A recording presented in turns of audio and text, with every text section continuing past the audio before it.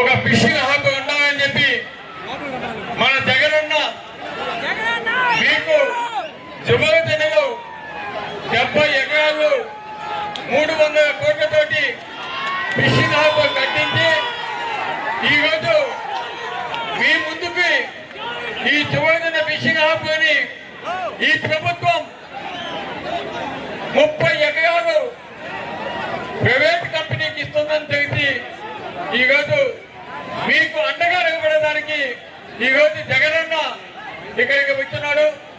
అందుకు ముందుగా జగనన్నకి మనస్ఫూర్తిగా నేను ధన్యవాదాలు తెలియజేస్తున్నాను.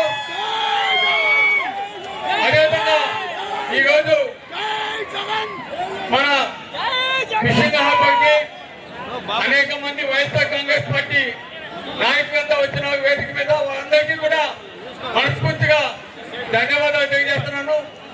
ముఖ్యంగా ఈరోజు ఇక్కడికి విచ్చేసిన గ్రామ కాపులకి